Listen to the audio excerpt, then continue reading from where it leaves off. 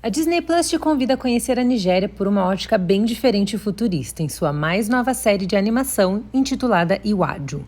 Fruto de uma parceria com o estúdio pan-africano Kugali, a nova produção acompanha Tola, uma jovem do lado rico da Ilha de Lagos, e seu melhor amigo Cole, um garoto pobre e inteligente, especialista em tecnologia.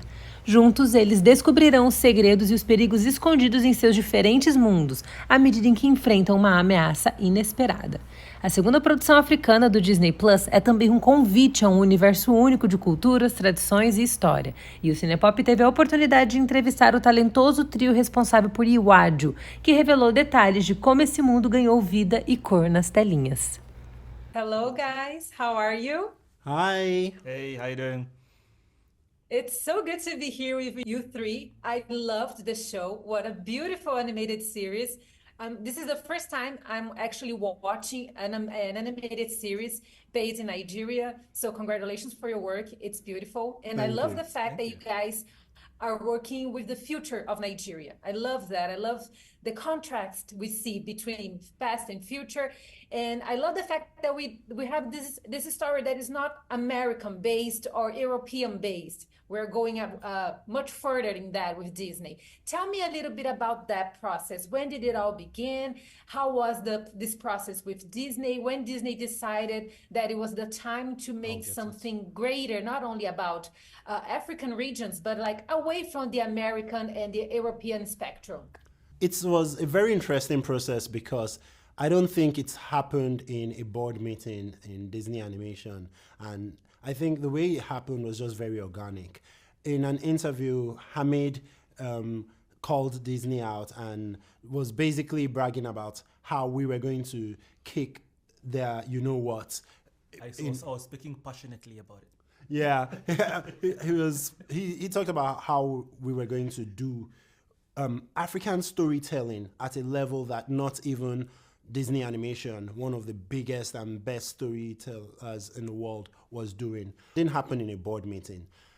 Jennifer Lee, Chief Creative Officer at Disney Animation, saw that interview and was drawn to the passion, was drawn to seeing other storytellers who wanted to tell great stories.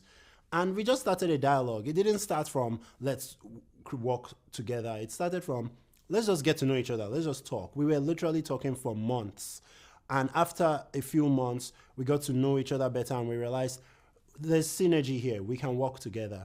So we knew we were going to make a series, but we didn't know what the series was going to be about until we pitched a few stories. And of the stories we pitched, Iwaju ended up being the one that was selected by Disney Animation. That's nice. And I love the parallels that we have between the island and the mainlands, especially when we see the island as the future of Nigeria, what Nigeria could become, while the mainlands is the past, that part that didn't grow up, didn't grow further. Please tell me a little bit about that in terms of creating. I also want to know from Toluwalaki and Amit in terms of production design and also the creation of the concept. While you guys were also looking at the way Nigeria is, its cultural aspects, its traditions, the language itself, the way the people are. Yes, I would say instead of looking at it as the island is the future and the mainland is the past, a better way to look at it is more like they both develop but in different ways because of different reasons. So currently Lagos still has an island and a mainland, and the island is kind of a lot of the world people stay there, and the mainland still has a more of the underprivileged people. In our world in Iwaju, the mainland looks the way it looks because it's almost built for purpose. Like Lagos is very populated, and it's a port city as well. So the way people stay in here in crates, and wanted to have some fun with that. So we added in shapes in the crates to make it look like a Ankara pattern, kind of wrapping the whole of the mainland in some sort of way, and also the screens adding color to it. Whereas the island was created more like a more organized, much more methodical. So it's more like a art piece, a city of sculptures, and the wealthier people can live inside.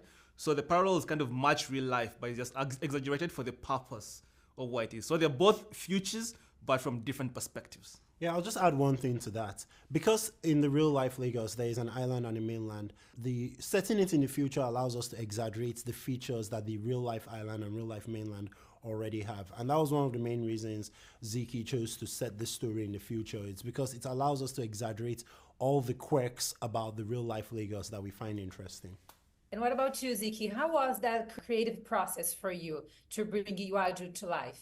It was a very organic, creative process because, first of all, as a storyteller, I always knew I wanted to tell a story about Lagos because it's my home. And I knew that once I started to, get into the flow, I knew that themes of inequality, challenging the status quo were going to be prominent in the story. And so as I started to think about my characters, I thought about how they were going to represent each of the various aspects of the themes and the world. So it sounds weird, but the story almost wrote itself, so to speak. And then being able to work with these two and the other people on the crew, it was just synergy in terms of pushing the story forward as our various ideas were interacting. And Toluolaki, in terms of cultural consultant, I love that we have the local language. We also have English as an important language here in the show, but it's also very organic. I love the accent. It takes us to Nigeria, and I love that experience because it feels very immersive. Please tell me about that. All of those minor and big details that you were so careful about. I think what we did, first of all, it started from the script. Everything we did, all the visuals Hamid created, all the details we put in the show were there to support the story. So if the story was not Nigerian, then the visuals and everything else would not be Nigerian. But because the story is set in a real place, Lagos, and Ajegunle is a real place, Ikoyi is a real place, all those places in the show are real. And the characters behave the way characters in those places should behave. That's how they're written in the script. Because of that, it made it easy to then tell the voice actors, just say this thing the way this person would have said it in real life. This is the way God's power, a driver, this is the way he would talk in real life. This is the way a house servant like Kole would talk. So, and all the other little details like the food, we just put the actual food that people actually eat in Lagos. So I think, like Ziki said, it was very organic. It wasn't like we had to add things deliberately for the sake of adding them, but it was just, this story is set in this place. This is how this place actually is. Just leave everything that should be in there. Just leave it in there. I have to say that, as I said before, I fell in love with the show. Like episode 2, I was completely involved with the story. I was absolutely dragged in by the characters.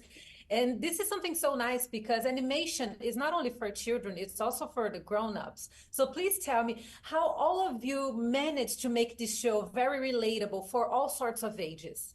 I think that fundamentally stories have to be universal in their appeal. I think back to my own childhood, and many of the stories that I loved the most had very mature themes and ideas. And I think sometimes there's a temptation to underestimate children and their capacity for understanding. So I think the idea here is that we go for deep and mature themes that even children can understand, but adults themselves are going to understand it. And another interesting dynamic is that as an adult now, when I go back and watch some of the things that I watched as a child, there's another layer to understanding that I've discovered. So I think of it as a layer cake. With various layers of understanding that children, Nigerians, people from all different backgrounds and ages will find different meanings as they experience the story.